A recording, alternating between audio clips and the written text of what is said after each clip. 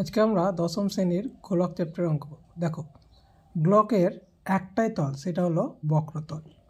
সেই বক্রতলের ক্ষেত্রফলের সূত্র, বক্রতলের ক্ষেত্রফল হচ্ছে কি 4πr², এত বর্গ একক। এবার গোলকটি যদি অর্ধগোলক হয়, অর্থাৎ অর্ধেক হয়, তাহলে সেই অর্ধগোলকের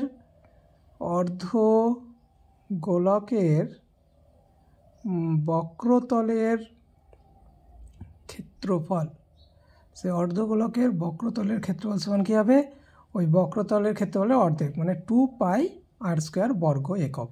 দেখো, ক্ষেত্রফলের একক সবসময় বর্গ এককে হবে, ঠিক আছে। এবার এই গোলকটি যদি নিরেট হয়, নিরেট অর্ধগোলক হয়, সেক্ষেত্রে আমরা সমগ্রতলের ক্ষেত্রফল কী পাবো? নিরেট অর্ধগোলকের ক্ষেত্রে দেখো, ওপরে যে তলটা থাকে সেটা হচ্ছে একটা বৃত্তাকার এবং এটা হচ্ছে বক্রাকার। তাহলে এটা ওপরের যে বৃত্তাকার অংশ, সেই অংশের ক্ষেত্রফল হচ্ছে কি πr², আর নিচেকার যেটা আছে তার হচ্ছে 2πr²। তাহলে এই নিরেট অর্ধগোলকের সমগ্র তলের ক্ষেত্রফল হবে এখানে, সমগ্র তল, ঠিক আছে। সমগ্র তলের ক্ষেত্রফল সমান 2πr² প্লাস πr² সমান কী হবে? 3πr², এত বর্গ একক। এবার গোলকের আয়তন দেখো, গোলকের আয়তনের সূত্রটা কি? গোলকের আয়তন সমান হচ্ছে 4/3πr³, এত ঘন একক। দেখো, গোলকের আয়তনে কিন্তু ঘন কথাটা বলতে হবে। এবং এর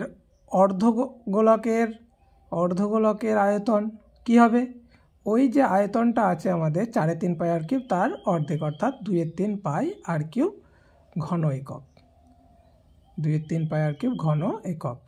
এবার একটা যদি ফাঁপা গোলক হয়, মানে তার বহিঃব্যাসার্ধ r1 এবং অন্তর্ব্যাসার্ধ যদি r2 হয়, তাহলে এই ফাঁপা গোলকটি তৈরি করতে যে পরিমাণ পদার্থ লেগেছে তার পরিমাণ বের করতে গেলে আমরা কি করব? এই ফাঁপা বড় গোলকের আয়তন বের করব এবং সেখান থেকে ছোট গোলকের আয়তনটা বাদ দিয়ে দেবো। তাহলে বড় গোলকের আয়তন কী হবে? 4/3πr1³ minus 4/3πr2³। এখান থেকে 4/3π কমন করে নিলে পড়ে থাকবে কি r1³ মাইনাস r2³।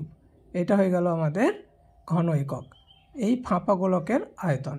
এই গোলকের চ্যাপ্টারে এই সূত্রগুলো তোমাদেরকে ভালো করে মুখস্থ করতে হবে এবং এই সূত্রগুলো মুখস্থ করলে যে চ্যাপ্টার অঙ্কগুলো আছে সেগুলো তোমরা খুব ভালোভাবে করতে পারবে। চলো তাহলে আমরা প্রথম অঙ্কটা করি। কি আছে বলছে? একটি গোলকের ব্যাসার্ধের দৈর্ঘ্য 10.5 সেমি হলে তার সমগ্র তলের ক্ষেত্রফল হিসাব করে লিখি। তাহলে দেখো, ব্যাসার্ধের দৈর্ঘ্য বলা আছে 10.5 সেমি, সমগ্র তলের ক্ষেত্রফল বের করতে বলেছে। তাহলে আমরা সমগ্র তলের ক্ষেত্রফলের সূত্রটা জানি কি 4πr²। তো এখান থেকে আমাদের ব্যাসার্ধ বলা আছে, অর্থাৎ আরের ভ্যালু বলা আছে। তাহলে এখানে লিখবো আমরা কি, গোলকের ব্যাসার্ধের দৈর্ঘ্য সমান কত? 10.5 সেমি। এবার সমগ্র তলের ক্ষেত্রফলের সূত্রটা কি? অতএব সমগ্র তলের ক্ষেত্রফল সমান কী হবে? 4πr²। এবার এখান থেকে আমরা পায়ের মান এবং আরের মান বসিয়ে দেবো। 4 × 22/7 ইন্টু r², আর ভ্যালু 10.5, তার স্কোয়ার মানে দুবার হবে, তাই 10.5টা দুবার লিখবো, 5 হবে এখানে। তাহলে এবার দেখো, আমরা দশমিক তুলে নিয়ে কাটাকাটি করব। 22/7 × 105, নিচে হয়ে যাবে 10, যেহেতু দশমিকের পরে একটা সংখ্যা আছে তাই নিচে 10, এগুলো এখানেও তাই। 5 × 2 = 10, আর এখানে 5 × 21 = 105, এখানেও সেম 5 × 21 = 105, 2 × 2 = 4, 2 2 কেটে গেল। তাহলে কত হবে? এখানে 21, 7 × 3 = 21 হবে। তাহলে হলো 21 × 3 × 22, এই টোটাল গুণ করে কত হবে? 1386, এত বর্গ সেমি। তো এটা হয়ে গেল আমাদের অ্যান্সার। বেশ।